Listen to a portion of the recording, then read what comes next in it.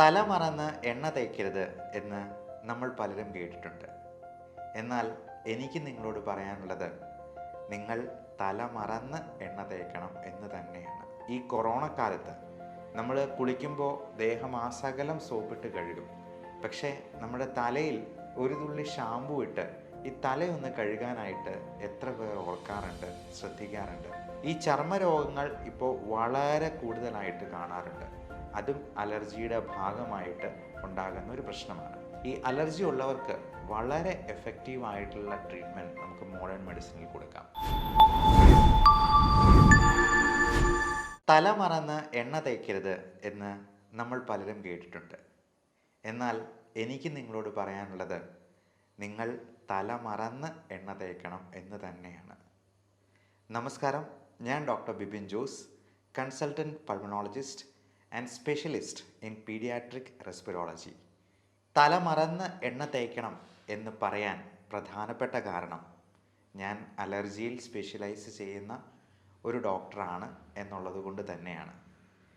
നമുക്ക് പലർക്കും അറിയാവുന്നതുപോലെ തലയിൽ എണ്ണ തേച്ച് കഴിയുമ്പോൾ തല കൂടുതലായിട്ട് വിയർക്കാനും ENT റിലേറ്റഡ് ആയിട്ടുള്ള പ്രോബ്ലംസ്, പ്രത്യേകിച്ചും നമ്മുടെ ശ്വാസകോശ നാളികളിൽ കഫം ഉണ്ടാകാനും മൂക്കൊലിപ്പ്, തുമ്മൽ, അലർജി പ്രശ്നങ്ങൾ എല്ലാം കൂടുതലാകാനും നമ്മുടെ കുട്ടികളിൽ ഇത് വളരെ കൂടിയ പ്രശ്നങ്ങൾ ഉണ്ടാക്കാനും സാധ്യത ഏറുകയാണ് എന്ന് മനസ്സിലാക്കുക. എൻ്റെ അടുക്കൽ വരുന്ന അലർജി രോഗികളിൽ പലരിലും ഞാൻ കണ്ടിട്ടുള്ള ഒരു കാര്യമാണ്, തല നിറച്ച് എണ്ണ ഇങ്ങനെ മെഴുകിയിട്ടിരിക്കുകയാണ്. അത് കുറച്ച് നെറ്റിയിലേക്കും ചിലപ്പോൾ കഴുത്തയിലും ഒക്കെ നിൽക്കും. ഈ തല മറന്ന് എണ്ണ തേക്കുക എന്ന് പറയുന്നത് കൊണ്ട് ഞാൻ ഉദ്ദേശിച്ചത്, തല ഒഴിച്ച് ബാക്കിയുള്ള ഭാഗങ്ങളിലെല്ലാം നല്ലപോലെ എണ്ണ പുരളണം എന്നുള്ളത് കൊണ്ട് തന്നെയാണ്. കാരണം തലമുടിയിൽ ഈ എണ്ണ കൂടുതൽ സമയം ഇരുന്നാൽ നമ്മുടെ തല ഒത്തിരി വിയർക്കാനും, അത് മാത്രമല്ല പല രീതിയിലുള്ള പൊടിപടലങ്ങൾ നമ്മുടെ തലയിൽ വന്ന് അടിയാനും, നമ്മൾ ശ്വസിക്കുന്ന വായുവിൽ ഈ അലർജൻസ് എല്ലാം ഉള്ളിലോട്ട് പോയി നമുക്കുള്ള അലർജികളും റെസ്പിറേറ്ററി ഇൻഫെക്ഷൻസും ഒക്കെ കൂടുതലാകാനും കാരണമാകും. പ്രത്യേകിച്ചും ഈ കൊറോണ കാലത്ത് നമ്മൾ കുളിക്കുമ്പോൾ ദേഹമാസകലം സോപ്പിട്ട് കഴുകും. പക്ഷേ നമ്മുടെ തലയിൽ ഒരു തുള്ളി ഷാമ്പു ഇട്ട് ഈ തലയൊന്ന് കഴുകാനായിട്ട് എത്ര പേർ ഓർക്കാറുണ്ട്, ശ്രദ്ധിക്കാറുണ്ട്? നമ്മൾ വിട്ടുപോകുന്ന മർമ്മപ്രധാനമായ സ്ഥാനമാണ് തലയും തലമുടിയുമൊക്കെ.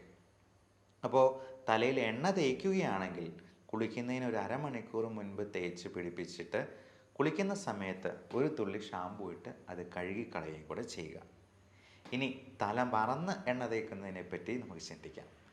തല മറന്ന് എണ്ണ തേക്കുമ്പോൾ തലയൊഴിച്ച് ബാക്കി എല്ലാ ഭാഗത്തും നമ്മൾ ഓയിലിൻ്റെ ഒരു നേർത്ത പാളി, ഒരു ചെറിയ കോട്ടിങ് നമ്മൾ കൊടുക്കുകയാണ് ചെയ്യുന്നത്.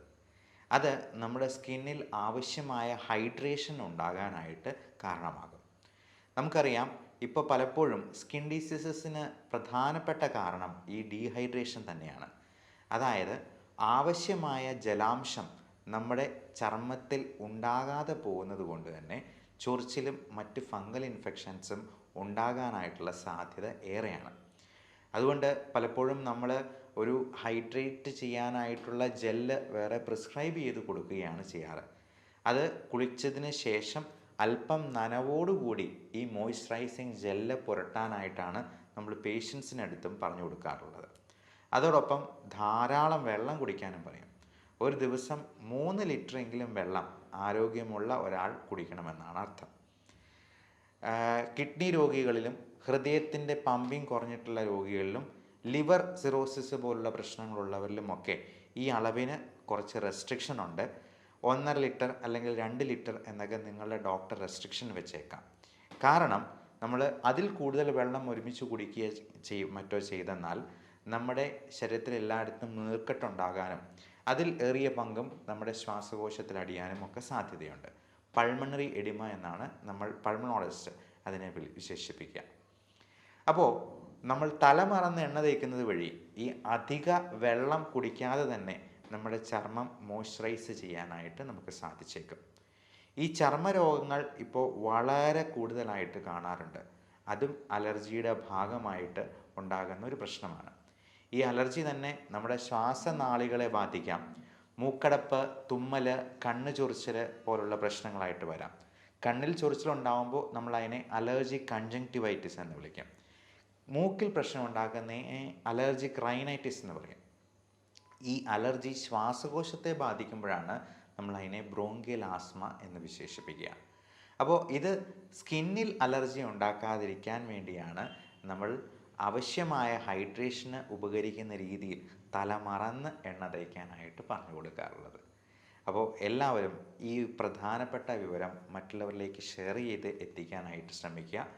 ഇങ്ങനെയുള്ള അലർജി എന്തെങ്കിലും ഉണ്ടെങ്കിൽ നിങ്ങൾക്ക് ഇതിനെപ്പറ്റിയുള്ള സംശയങ്ങൾ ഇവിടെ കാണുന്ന വാട്സപ്പ് നമ്പറിൽ ബന്ധപ്പെട്ട് സംശയ നിവാരണം നടത്താവുന്നതാണ്. ഓൺലൈൻ കൺസൾട്ടേഷനും അവൈലബിൾ ആണ്. ലോകത്തെല്ലായിടത്തും മോഡേൺ മെഡിസിനിൽ ഒരേ മരുന്നുകൾ തന്നെയാണ് കൊടുക്കുക. അപ്പോൾ അങ്ങനെയുള്ള മരുന്നുകൾ ആവശ്യമുണ്ടെങ്കിൽ നിങ്ങൾക്ക് അത് നിങ്ങളുടെ സമീപത്ത് നിന്ന് തന്നെ അവൈലബിൾ ആക്കാവുന്നതുമാണ്. ഈ അലർജി ഉള്ളവർക്ക് വളരെ എഫക്റ്റീവായിട്ടുള്ള ട്രീറ്റ്മെൻറ്റ് നമുക്ക് മോഡേൺ മെഡിസിനിൽ കൊടുക്കാം. അലർജി ഉള്ളവർക്ക് അത് പൂർണ്ണമായിട്ടും മാറ്റാവുന്ന രീതിയിലുള്ള ഇമ്മ്യൂണോ തെറാപ്പി പോലുള്ള മൊഡാലിറ്റീസും നമുക്കിന്ന് അവൈലബിൾ ആണ്. അലർജിക്ക് കൃത്യമായിട്ടുള്ള ടെസ്റ്റുകൾ വഴി അതിനെ കണ്ടെത്തി അതിന് സ്കിൻ പ്രിക്ക് ടെസ്റ്റാണ് മോഡേൺ മെഡിസിനിൽ നമ്മൾ കൂടുതലും അഡ്വൈസ് ചെയ്യുക. നമുക്ക് പത്രത്തിലൊക്കെ വലിയ പരസ്യം കൊടുത്തിട്ടുള്ള പല ടെസ്റ്റുകളുടെയും ശാസ്ത്രീയമായ അടിത്തറ ഇനിയും പരിശോധിക്കേണ്ടതായിട്ടുണ്ട്.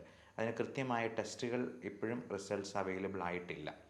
അതുകൊണ്ട് കൃത്യമായിട്ടുള്ള പരിശോധനകളും ബ്ലഡ് ടെസ്റ്റും ഇമ്മ്യൂണോഗ്ലോബുലിൻസിൻ്റെ അളവും ചെക്ക് ചെയ്ത് അലർജിയെ കൃത്യമായി കണ്ടെത്തിയെന്നാൽ നമുക്ക് ഇത് പൂർണ്ണമായിട്ടും മാറ്റാവുന്ന രീതിയിലോ അല്ലെങ്കിൽ 95% കൺട്രോൾ ചെയ്യാവുന്ന രീതിയിലോ നമുക്ക് ഇതിന് മരുന്നുകൾ കൊടുത്ത് ആവശ്യമായിട്ടുള്ള കരുതലുകൾ എടുത്തുകൊണ്ട് തന്നെ നമുക്ക് ചെയ്യാവുന്നതാണ്.